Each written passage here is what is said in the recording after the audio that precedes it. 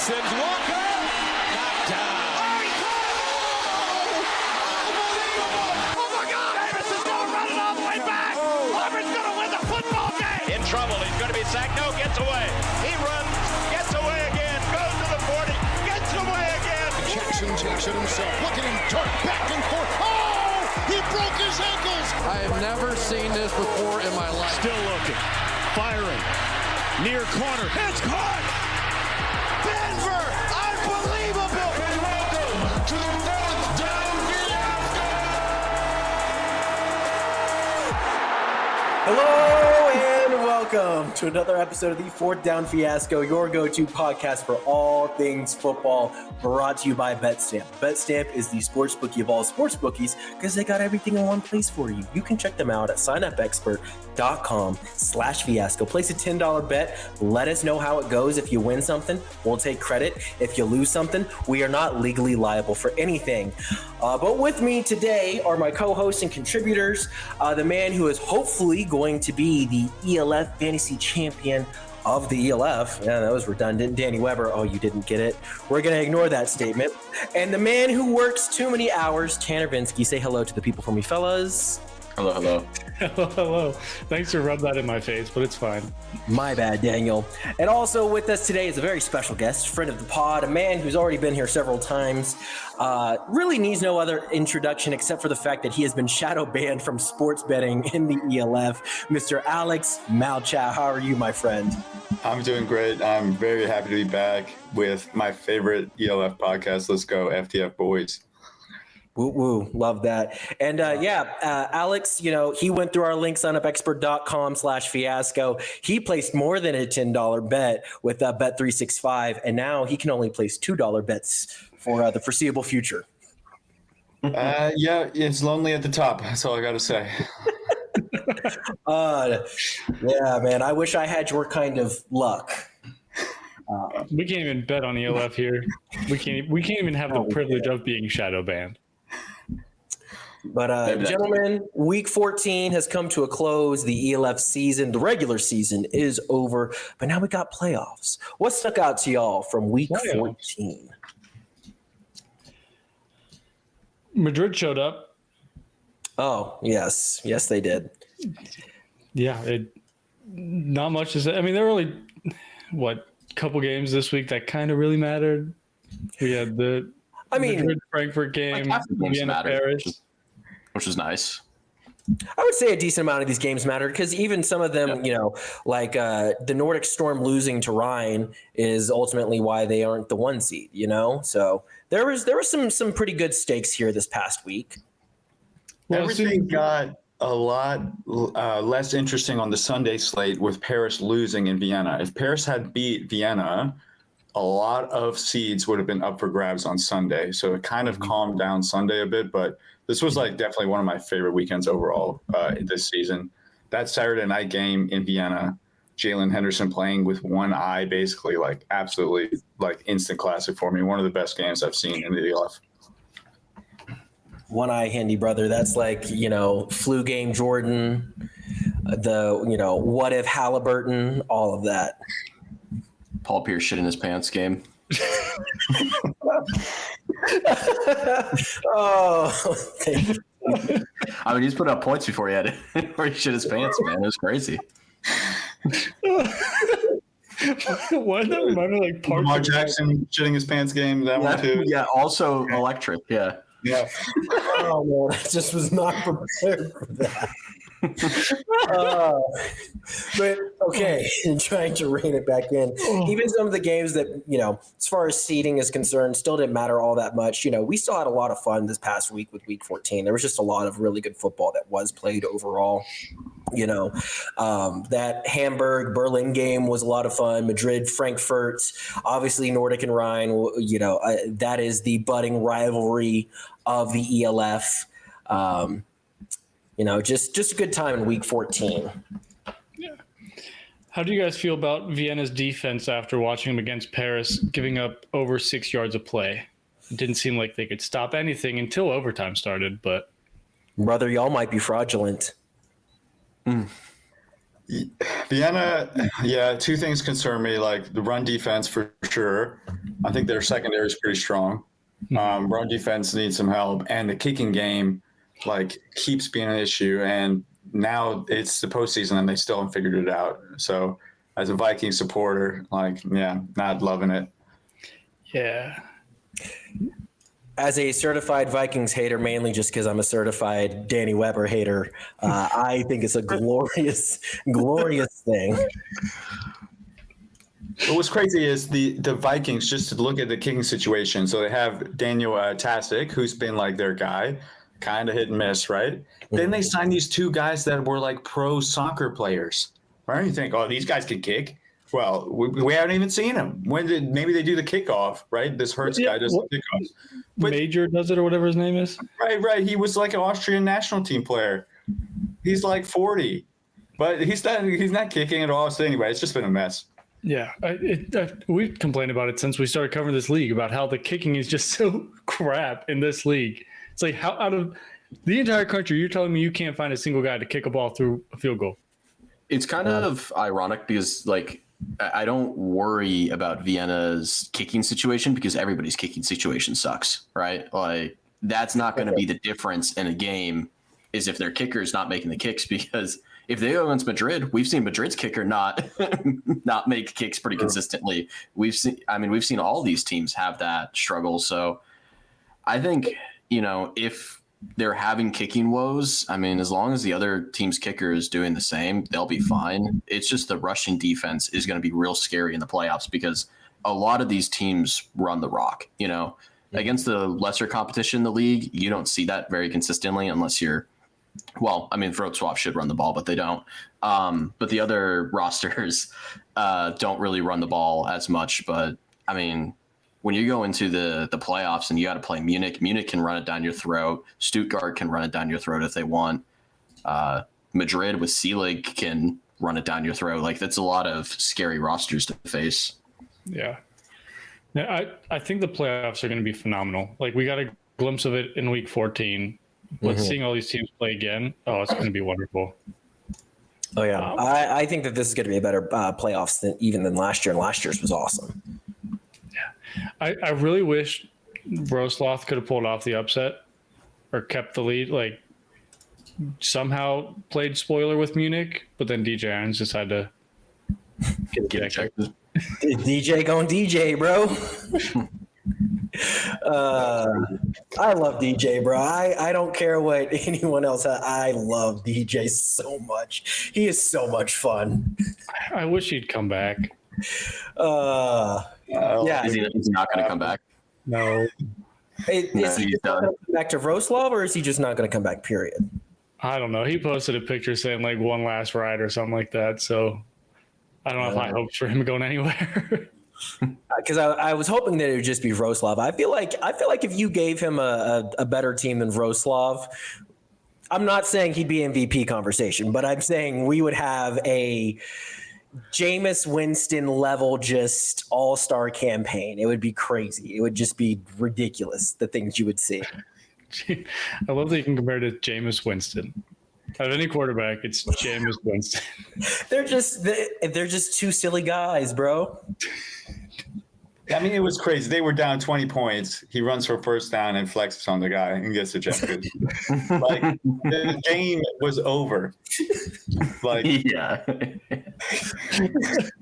That's the thing is, I don't want to get too much into it, but like, there's a lot of shit. There's a lot of shit that gets thrown at DJ Irons. But honestly, if I was in DJ's Irons position, I'd be doing a lot of the same shit, right? Like 1,000%. Yeah, right. Like, there has been some weird shit that's happened with him since he's came in the league, and it's like, yeah, I might be a little jaded too, right? Especially like getting ejected for running for a first down. It's like, yeah, I'd be pissed, Him and Matt beef, the jersey being spelled wrong in the beginning of the year. Yeah, exactly, right? Like, can't forget him asking Tunga for booger sugar.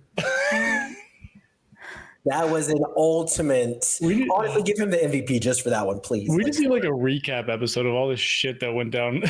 Dude, Yes, we need to invite DJ back onto the pod and just literally just have just all the receipts and be like, walk us through what was going on here. Should we bring Kitchens on Story too? time.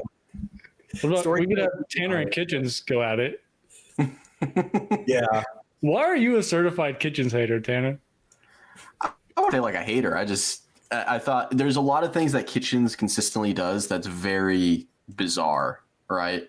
And it's not in the same way of like DJ Irons bizarre where it's kind of funny. It's like Kitchens is just talking shit to other players a lot for no apparent reason. And it's like, okay, what are we doing here? Or whatever the game is that they were getting blown out by in, that was Paris, right? They're getting blown out by Paris, or was Madrid? It was the one where he was tagging the offensive lineman that he was. Yeah, like he was like beefing with the offensive lineman. Yeah, like stuff like that. It's just like, all right, man, what are we doing? Yeah, I love the clip he posted. He like shoved the left tackle back, but then in the same clip you can see Sinet throw a touchdown. Yeah, but he did nothing. Oh man, the recap episode for this season is going to be great. But hey, let's change subjects real quick. Yes, let's talk about our other friend of the pod that absolutely balled out in the second half of his game. I like that segue, Daniel. Tell us about it. Mr. Carlton Aiken Jr. or to Tanner, Carlton Goat Jr. Carlton Goat! 2028, 268 yards. Then you throw 6 touchdowns and run for 141-1. Wild game. Way to go out on like an absolute high. Oh, and let's not forget that Post Malone was in attendance to see Carlton Aiken Jr. ball the fuck out. Let's not forget that. That's so random, man. Like, I don't believe it. Like, you sent the pictures, but I still don't believe it.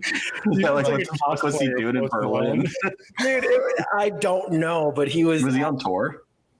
He was in Sweden a couple weeks ago. I know that. Okay, so he's in Europe. So yeah, I guess maybe he just wanted to catch some football while he was in town, bro. Dude loves ball. He's from Texas, you know.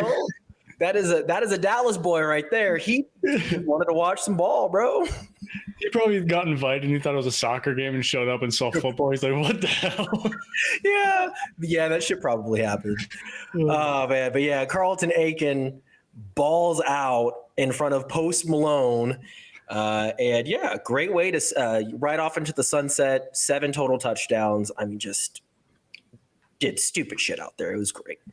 Alex, is Aiken one of the biggest what ifs in the ELF? Ooh. I think Aiken could be like. Look, I'll give the guy some credit. Greatest Mercenaries quarterback ever. Not hard, but yeah. I was gonna say short list. Yeah, it would have been nice to see him play this year. We saw him do good things for the Dragons. He's just always been on bad teams. Like, yeah. If he's on Berlin Thunder this year, like, does he move the needle for them? I don't know. It's just, you would like to see him with better pieces around him. Give him a little bit of a defense, and I'd like to see what happen. Yeah. Exactly. But yeah, you'd love watching him play. Like, the guy plays with his heart on his sleeve. He's always, like, every position he's been in the ELF, he's basically carrying the team. Yeah. Like, he's around, he's got a bunch of scrappy guys around him, whether they're Spanish or Swiss. And he's just like, follow me, boys. Like, we're fearlessly going against the top team. And I think the week before this one, like, it was kind of rough, right? I'm pretty sure they lost badly. Now he's like, okay, we're against the Thunder. They suck too. It's kind of like a fun toilet bowl. Let's go beat their ass. And they did. So credit to them. Yeah, he comes in and loses 40-7 in Nordic in Copenhagen. Yeah. Tough first game back, yeah. Yeah, I mean, first game back, doesn't know, it's a different system than what he was playing in. You can't fault the guy. I know that we gave him the fiasco award last week. Quickest turnaround time, I think, for the going from worst to best. Yeah, it's hard when you run the same play. I think he said 37 times. Mm-hmm. Yeah, which interesting. Yeah, that's what they did against Nordic. They ran the inside zone with a bubble. I think he said 37 times. Yep, inside zone. Why he didn't audible, I don't know. He probably did this game. So, But Danny, I'm with you though. I think that definitely one of the biggest ELF what ifs. Like if you were to just drag and drop him, not saying anything against any like the quarterbacks on these teams I'm about to list off, but if you drag and drop him onto a Nordic Storm or you put him with Paris or whoever else, like what does he look like with that? Paris a play or not Paris is Tyrol a playoff team this year with a full season of Aiken? Ooh.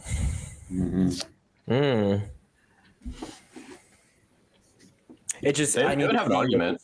Look like it's really competitive with that last spot there because where did Tyrol end up? Were they 6-6? 6-6. So what they would just need 2 games? Yeah. I'm looking. So week 1 they lost 20-7 against Munich, and then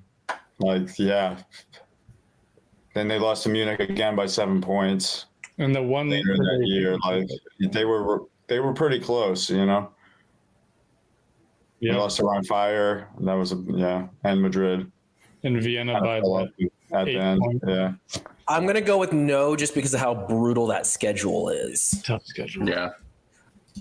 But I mean, I think they would have had a better shot, especially instead of running the Army offense or running the Army offense with him. Who knows? I think Tyrol did better with Platzgummer at quarterback than quarterback.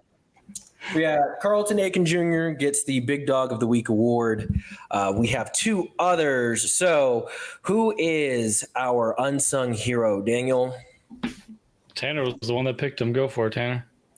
Yeah, so we decided to go with a little bit of a different pick for Madrid because we've given Madrid a lot of these awards, I think, at this point. I don't know. Yeah, right? We've given Sinet and Cruikshank. Sealig's in there too. Yeah, I think we give Sealig one. So we wanted to switch it up, and with the way this game went down against what's-her-face, Frankfurt, it was actually a relatively good defensive performance. I know the box score is not going to show that with 32 points on the board, but this was a game where Madrid's defense stepped up, and a big part of that was Alejandro Fernandez. He had, 3 sacks, 4 tackles, with some pretty big plays in there too. Like they weren't just like,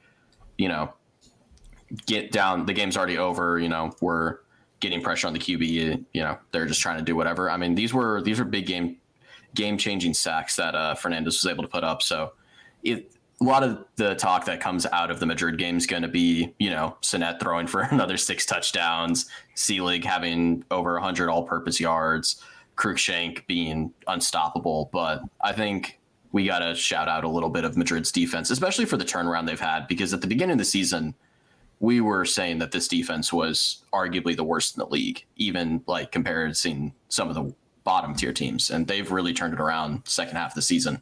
Their running defense still, is kind of spooky. It's not great, but I mean, to credit for them this game, I mean, Frankfurt didn't run the ball well at all. I mean, Amelin had less than 3-yard average, and I don't think Frankfurt really ran the ball very much, and it looks like they only had 13 attempts on the entire game. But still, I mean, you would not expect this from them earlier this year for Madrid.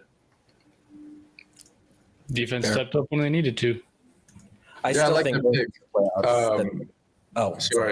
Fernandez, like he was an all-star previously in this league, like, and then the last 2 years just battle injuries. So like if he's back to that type of form right before the playoffs, that's huge for the Bravos. Yeah, because I remember you guys talked about him quite a bit in the chat throughout the season of like, he's just not producing, he's not doing this, he's just hurt, yada yada. And biggest game of the year for Madrid, played well. The Iceman. That's a sick nickname. That is a sick nickname. Why is he the Iceman? I literally have no idea. It just is. It's like, why are you the Iceman playing in Madrid? I know, right? He ices the game, dude. Puts the game on freeze. Cold-blooded. Got ice in his veins. Yeah, exactly. Oof. Oh, man. All right, Jordan, since you love the French so much, who's our fiasco of the week? Yes, the Fiasco Player of the Week award goes to one only Austin Mitchell, who 2 catches. I'm trying to pull up the exact yardage here, but must-win game. Only had 2 catches. A game where Paris loses by 6 was not a factor whatsoever.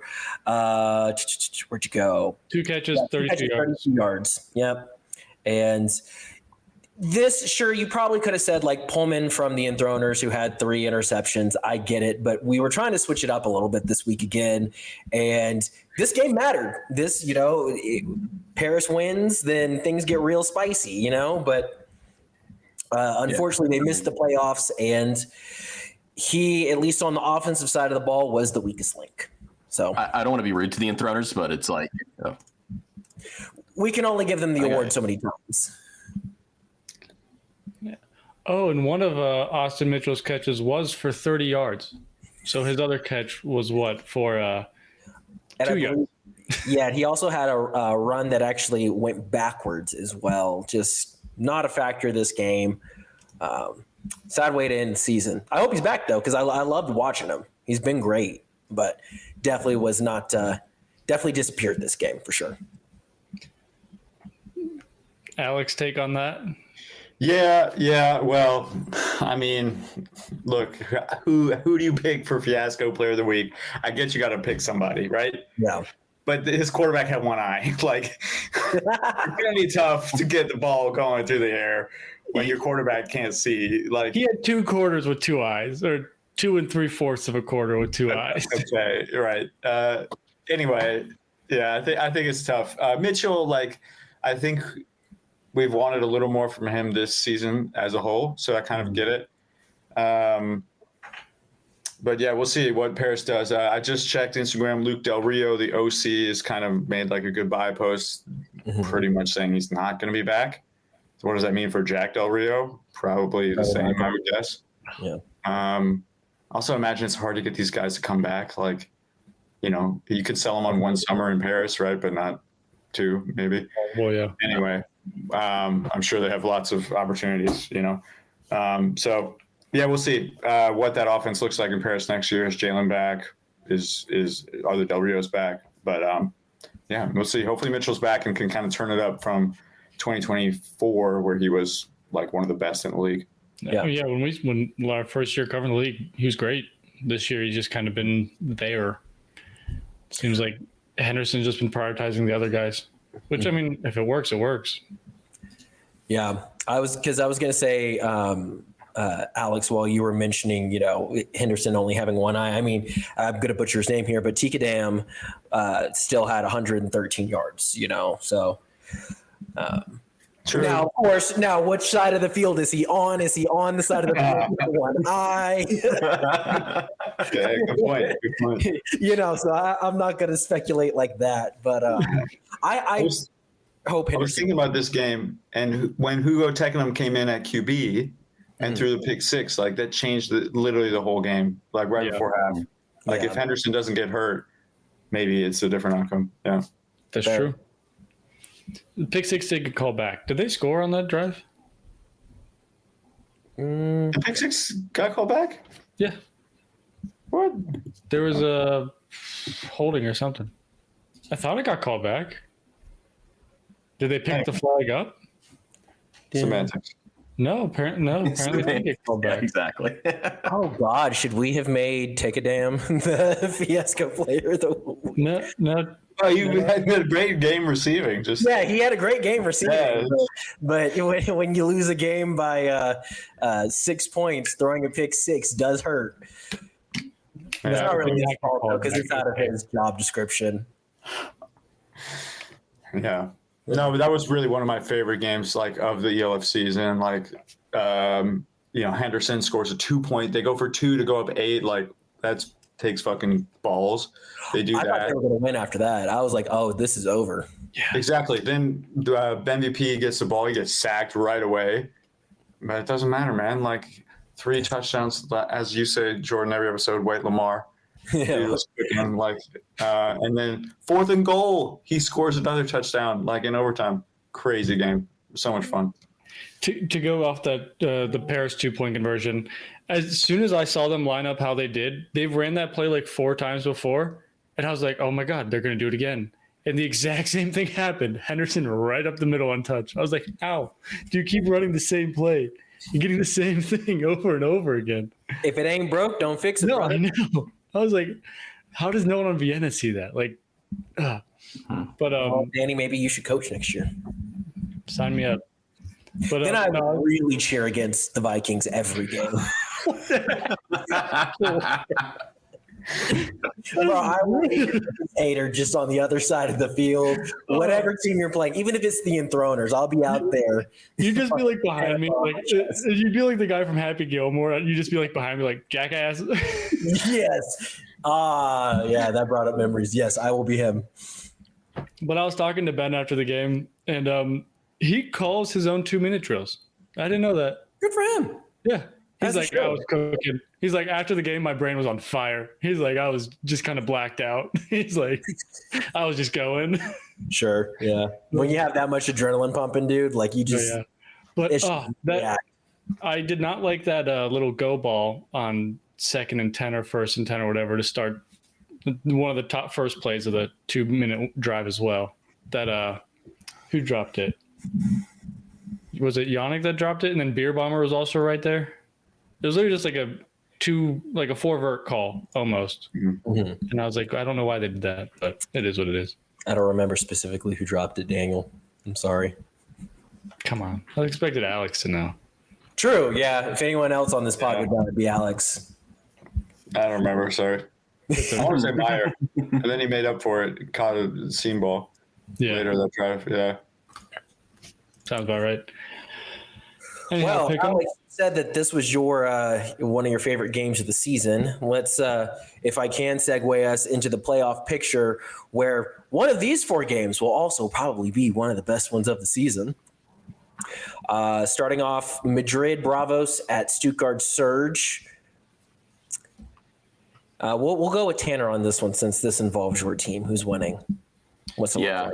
I would love to be a homer, but I think there's a bit of a talent deficit between Madrid and Stuttgart still. And as much as I would like to see Madrid pull off the upset, and their offense is capable of doing it, trust me, like they have the most explosive offense in the league. And if they catch Stuttgart on the game where they're struggling to put together an offensive performance, then Madrid could absolutely steal this. The issue is it's really hard it would be really hard for Stuttgart to struggle offensively against Madrid's defense, I think. So I would love to predict it. I would love to see it happen, but at Stuttgart, with how much more talented Stuttgart's defense is, I think Stuttgart, even though they haven't had the season you would expect them to have, I think it's just because they've been playing it extraordinarily conservative. Like they're not opening up their playbook. They're not playing their players all the time. Mm-hmm. I think they get into playoffs. They're not going to fuck around, right? Like there's no more playing conservative, not playing with what you got. They know the offensive firepower of Madrid. They're going to try to put up points, and they will be able to put up points pretty easily because Madrid can't stop the run. Yeah.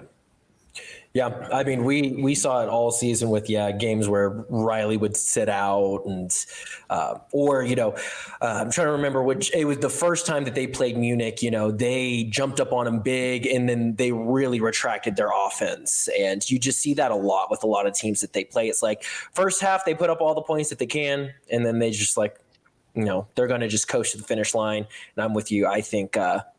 With playoffs comes a different mindset. I think they know they can't fuck around like that, especially not against a team like Madrid. You've got to respect Cruikshank. You've got to respect Sinet. You've got to respect Selig. That is the most dangerous trio, offensively speaking, in the ELF. And so I'm going to also pick the Surge, but their coach needs to make sure that the right mindset is going into the game, because if you blink against Madrid, they will drop 50 on you. Alex? Yeah, I was looking at the stats, actually, like the team stats the other day, and the Surge have like the most sacks in the league by a wide margin. And like, I just think the D-line is going to play a huge role. We know like Raheem Wilson, Mitch Fedek on the back end, like they're American imports are really high quality. Like, how do they fare against Cruikshank? How has anyone fared against him this season? But yeah, I just don't think. I think like the Cinderella story might be over for Madrid here. Like, they've been awesome, amazing, like historic passing offense, but Stuttgart Surge defense is like really, really talented, and Coach Jordan Newman does not want to lose another home playoff game. No, that'd be horrible. I mean, Riley Hennessy did tell us at the beginning of the season that he was thankful that he had to wear a red jersey in practice because that defensive line is fucking disgusting, dude. I think they're averaging like 4 sacks a game. Like, it's a crazy number. They have 40-6 total sacks, so nearly. Oh yeah, basically 4, just shy of 4. Yeah, they also have a plus 14 turnover differential on the Surge. The ball. That's good. It's all right. Yeah. I'm used to watching my teams lose first round in the playoffs anyway, so Same, brother, same. won't be too shocking. But no, it will be interesting because Madrid is almost averaging 500 yards of offense, and Stuttgart's only giving up like 255, 260.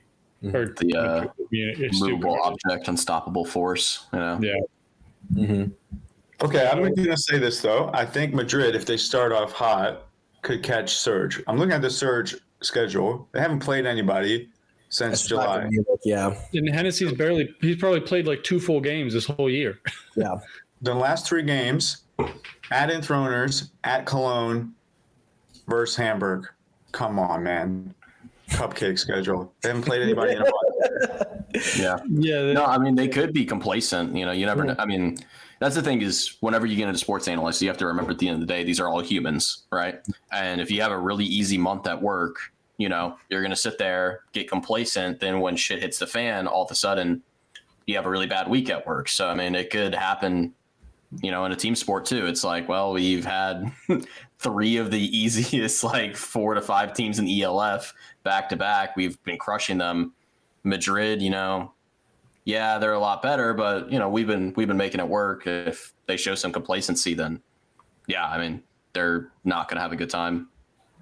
Yeah, I mean, Madrid's defense isn't 2024 Ryan Fire defense, but last year, I mean, Hennessy 3 touchdowns in 12 games and came out in the semifinals and threw 3. Sure, he can do the same thing. Yeah. I hope he doesn't. No, that'd be a sad end to the Hennessy saga. Yeah. If he loses, is he coming back? Yeah, he'll just be back next year. It'll be fine. But no, I'm going Surge as well. I hopefully it's a good game. I don't want it to be a bad game. I think it will be. I think it will be a good game. Yeah, I think so too. But yeah, Tanner, to your point, you know, about just kind of being battle tested, who is and who isn't, you know, with how easy the Surge's overall schedule has been this season. You know, Madrid is a very battle tested team. You know, they have played some really good teams this season. And if I remember correctly, all but one of their losses was a one score game. Yeah. Yep. All but everything except for that 47-33 Frankfurt lost in week 2. All of their other losses have been by 1 score. And so, you know, this is a team that, dude, they've been in some dogfights all season. Like, and that offense knows what they have to do in order to win games. But, you know, they've had to play Munich twice, Raiders Tirol, looking at who else through here. Frankfurt, which, you know, Frankfurt at the end of the season was a much more respectable opponent. They've played some good teams. And so, yeah, the Surge have to go into it with the right mindset. You're right. When you said the score of the week 2 game, I'm like, wait, isn't that just the score we just had for Madrid and Frankfurt? And it's pretty close. It was 47-32 this last weekend. And then week 2, they lost them 47-33. That's pretty funny. Madrid was also winning by 2 scores in that week 2 game and tied going into the 4th quarter. But they decided to give up 250 yards to Platzkammer and 408 rushing yards total. That's a ELF what if Platzkammer, man. Yeah. Man. 250 on the ground is wild. The collective silence. Just oh man. Only 2 touchdowns, though. Rushing yards in a game, dude. That's freaking 1950s football, man. Like, that's what Jim Brown was doing to people. I was about to say, that's segregation football right there. Sorry, that was my outside voice. My bad, Joe. But besides the Madrid Bravo Stuttgart Surge, which is going to be a phenomenal game. Actually, let's do this. Do either Danny or Alex, do either of y'all have the line for the game? Alex, I bet you have that memorized, don't you, big fella? You know what? I don't, but I'm going to make one up right here just because I like you. I'm going to go Surge -11. Oh. ELF data, the guy I've been using all year, has him at -9. So Okay. You were close. From numbers to yours, yeah, that's a solid line. And this is Madrid's and Stuttgart's first ever time. Nine, I might take Bravos, man. But I'd like to believe they would cover, just for my heart. Yeah. I think it'll come down to like a 6-point game. Yeah, I'm taking the under on that for sure. I think Stuttgart's just going to get one stop and Madrid can't. Yeah. Yeah. Very possible. Yeah. Could also just come down to who has the football last. Yeah. Which that would also be a lot of fun too. And Stuttgart's going to have longer drives than Madrid will. Madrid's drives are usually very short. Yeah, it's normally about get long drives when your chunk plays are 30 yards apiece. Yeah, exactly.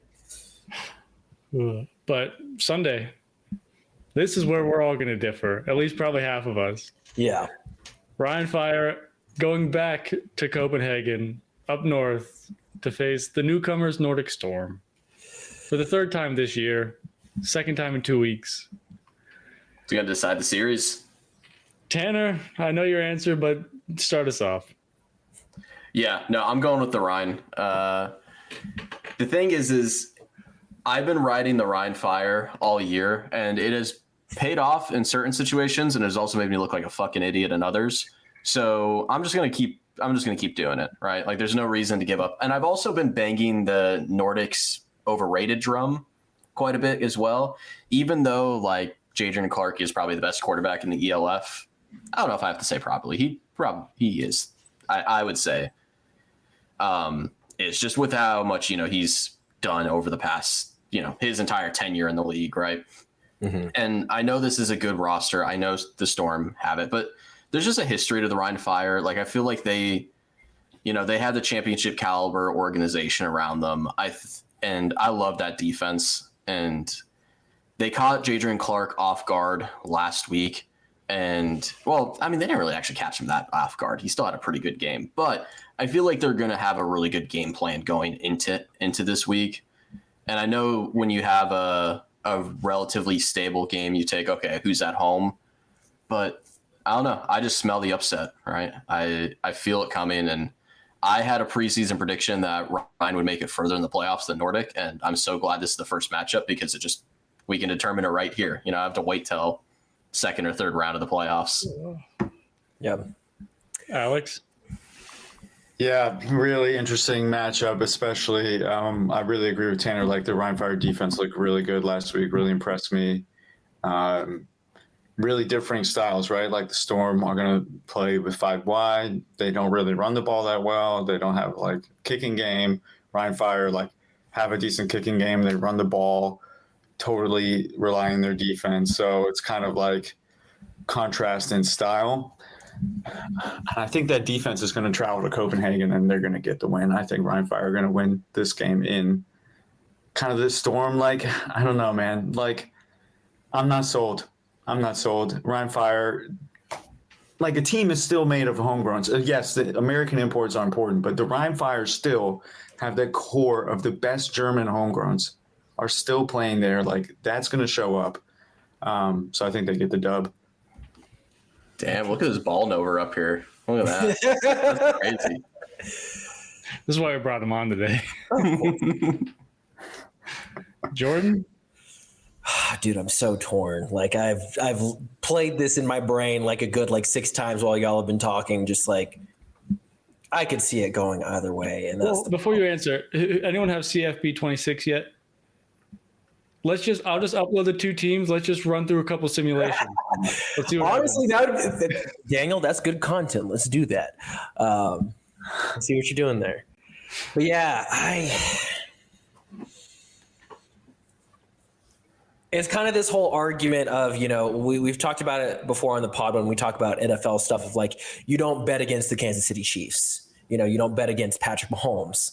But what happens when you have both of those in opposite situations? We have the best quarterback, and who has been consistently the best quarterback in the ELF, and Jadrian Clark, who, he's a psychopath. I have seen him yell at people on the sidelines, and I mean that in the best way possible. One way, Jay, if you're actually listening to our pod. But at the same time, why would I bet against the Kansas City Chiefs in the Ryan Fire? Just for the sake of being contrarian, I will go with the Nordic Storm. Which I'm going to really regret that because Tony Anderson had such great quotes about, we're the Ryan Fire, we play Ryan Fire football. And it seems like every time I bet against Ryan, I normally look really stupid afterwards. So, but I'm going to go with the Storm. Daniel? I mean, everyone here should know where I'm going, but oh, you mean the part owner of the Nordic Storm is going to... You want to show us your certificate? Or you don't have yours either? Okay. Yeah. Randy did respond, so don't worry. We'll get it. Don't worry, Alex. I don't believe you at all. There's not just one owner here. There's two in this room. I was just about to say, I was like, Malchow, I didn't know you were a part owner of the Storm. Yeah, Danny and I, we've been up late talking on Zoom calls all season, like what we can do to make this team better. And then they didn't send us a certificate. So, I'm a little heartbroken, which was the main reason I paid for the lowest amount possible. Yeah. You have to be like, look, I'm a part owner of a sports franchise. It's on paper. That's funny. Exactly. I just want to feel like Jerry Jones just for a moment. I'm still waiting for that feeling, Well, you were never once racist or lived through segregation, so I don't think you could ever really be Jerry Jones, Malchow. That's true, yeah. Let alone the tax bracket stuff, but that's a whole different conversation. However, the Ryan Fire Nordic Storm game. I don't know why. Watching Jadrian play against Ryan in Copenhagen and then watching him play on TV last week, he looks like a drastically different quarterback when he plays against Ryan. He seems rushed. He seems hurried. He seems nervous almost. Like his feet just move constantly playing against Ryan. And I don't know if it's just because he played for Ryan or like he's scared of the defense or what.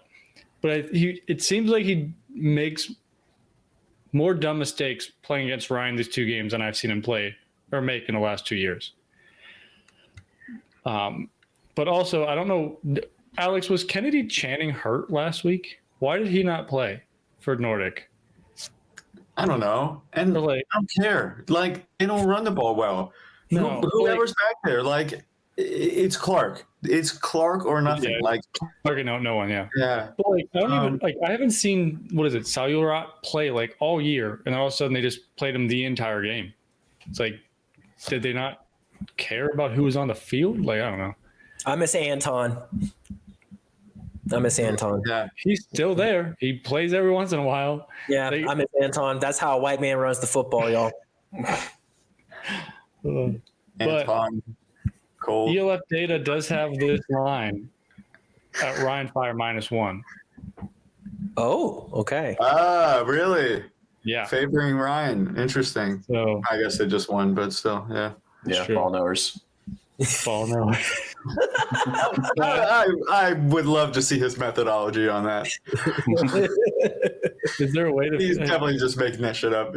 Oh, probably, but it's fine. At least someone's doing it. The other two games have been within one score, so he was just like, "Fuck it, one. Here you go." I mean, they did have a game. Their first matchup, they literally decided the game by 1 point, so makes sense. There must be a formula, some sort of like. I'm trying to look for the formula. Yeah. Anyway, that's funny. But no, I'll be with Jordan here since he's reluctantly choosing the Nordic Storm, and I will choose the Nordic Storm. Dude, this one's gonna bite me in the ass. Yeah, I'll do like a selection, like a signing day. Yeah, I'm going Nordic. Yeah. Good for you. Can you like throw away your Vienna hat and then put on the Storm one? Yeah, my bad. Yeah. You do like a proper fake out. Yeah. Yeah. Oh, psych. Not with the fedora. Go What's a fedora? I've never seen you wear said fedora ever. Let me show you. Where'd it go? And I used to see you every day. Oh, wow. Okay. So Vienna Vikings fedora. It was their free giveaway at the game. Okay. All right. Cool. That makes a lot more sense then. Euro swag. Euro swag. What's wrong with the fedora? I don't know. It's giving me Neo vibes. Plantation vibes. Woo! Wow. All right, then. We called you out now. Just a joke. Just a joke. It's a great hat. Go Vikings. Yeah, I'm gonna just clip that and send it. Yeah. We'll see what happens. Bro, he said blonde hair, blue eyes. Use a plantation. You've got some slaves, don't you? Oh, that's awesome. Thank you. Thank you, Malchow. Oh, God. Oh, man. All right. Last question. Let's get back on football. Yeah, last question for you gentlemen. Who do y'all have winning it all? Before that, Alex, talk us through your playoff bracket. So you have Stuttgart versus Munich again. Yeah. Nordic Vienna. Oh. Nordic Vienna is going to be a really good game. You wouldn't have no, fine. It would be Ryan Vienna. Yeah. Oh yeah, you're right. Ryan Vienna, my bad. I mean, either one would be good, but Ryan Vienna, wow, that would be a fun game. I think it'd be a lot like the Paris game, honestly, that we just saw. Yeah, I mean, I go with my boys. MVP, Vikings, I think they'll get it done. I think it'll be Vikings surge, to be honest, in Stuttgart. And yeah, it's going to be like a one-score game, I think. Like the only thing is like, obviously Surge are playing in Stuttgart. How much of an advantage is that? Probably pretty decent advantage. Yeah. Yeah, but I think Vikings, I mean, they really were like so bought in on this year, like running it back. So yeah, I give it to the purple Austrians. I want Vienna to win it all outside of Nordic, but I really wanted a Nordic Vienna championship game just so I couldn't lose, but that's not going to happen. No. Tanner? I'm not going to give a definitive answer yet. My championship game is going to be between Vienna and Stuttgart, and I'm going to see who I lean after the first round of the playoffs because I'm pretty even right now. My gut tells me, or I would say like my brain tells me Vienna. I think Vienna is the better team on paper, but my heart tells me Stuttgart. Like I just feel like Stuttgart hasn't, because when was the last? Stuttgart has won before, right? They have a championship, or no, they haven't. They lost that championship game. They lost, and that was to Vienna, right? That they lost it, or was that Ryan? Ryan. Okay. For some reason, I thought Stuttgart and Vienna had a championship game against each other. I don't know. I feel like Stuttgart has come close, and this feels like things are in their direction to actually make it happen this year. But we'll see. Like I said, I want to see how both these teams do in the playoff. Well, I won't see Vienna's first round, but I want to see how Stuttgart goes against Madrid. Like, if it's not a close game against Madrid, if they look dominant against Madrid, then I think Stuttgart's going to handle it. But if it's an actually interesting game, then I'll probably go with Vienna. I think that the winner of the Munich-Stuttgart game is going to win it all. I'm going to, when that game happens, going to pick Stuttgart. So I think Stuttgart's going to win it all. But I'm saying that as a caveat of if Stuttgart does lose when they play Munich, it's going to be Tabor time. I don't see Munich winning it all. Like, I don't know. It's going to be crazy because we're all going to think about it last year. If you would have been like, yeah, Munich Ravens won it all, we'd have been like, right. I'm telling you. What's the difference this year? Because we got Tabor time. What you mean? We on Tabor time. He's fun. Yeah. I don't even looking at the playoffs of Vienna or like a Vienna Munich or like a Fire Munich championship game never even really crossed my mind. I know it's like a possibility, but like, or even I never pictured Munich in the championship game. I just feel like there's better teams, even though they're the 2 seed, which is good for them. Look, I just got to cheer against Vienna whole way through. Got to see it through, my boy. You got to cheer for Vienna all the way through? No, I'm a cheer against Joe whole way through. No. It will be sad if it is a Vienna Stuttgart. What quarterback's going to walk away from the ELF as a champion and one's not? But I thought Ben said if the price was right, he was going to come back next year. Price has to be right, but I don't know if the ELF isn't a thing. Who knows? It's true. Yeah. This could be our last championship run, fellas. Hope not, man. Hope not. I hope not too. Really sad. Yeah, we're gonna. Honestly, our pod's kind of boring during the NFL season. It's hard to compete against, like the likes of Hall of Famers, but yeah, whenever you got guys like fucking Deion Sanders and Cam Newton on podcasts and shit, nobody really wants to listen to the guys who, Malchow, at least you played some out in Europe, but the rest of us did make it past middle school, high school on our football teams. Dude, my 2 high school football years though were electric. All right. Hey, listen, I was pretty nice at rugby for a little while too, but I'm not him anymore. Yeah, I played baseball. Broke your face too. Yeah, I did break my face. I feel bad. But well, cool, gentlemen. Any last takes? Any comments y'all have before I end the show for us? Yeah, I can jump in here. I think this regular season of 2025 was amazing. So much fun. Thinking about 2024, we had like one win and you're in game in week 14. This year, there were like several scenarios. It shows like overall the league got way better year on year. The talent, like even the Enthroners are like 2025 Enthroners kicked 2024 Enthroners ass. Yeah.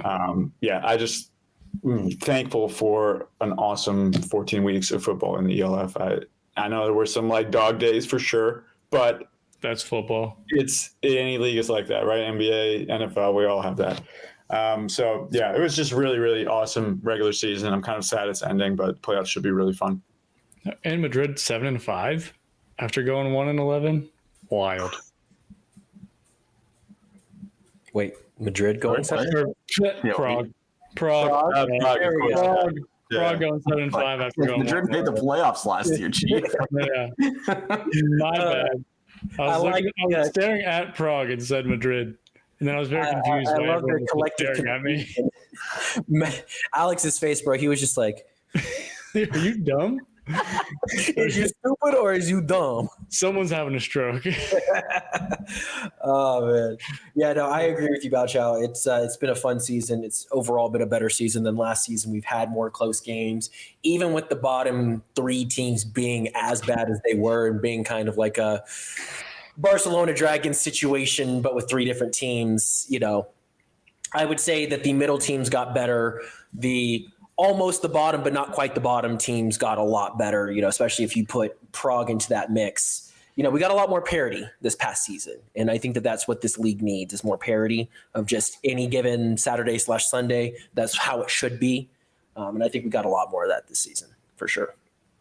Yeah. Good regular season. Agreed. Well, cool.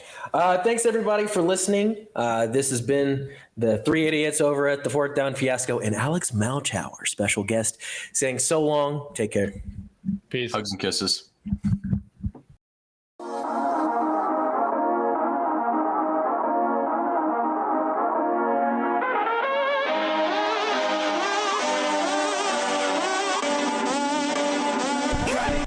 Well, I like school, and I like football, and I'm gonna keep doing them both because they make me feel good.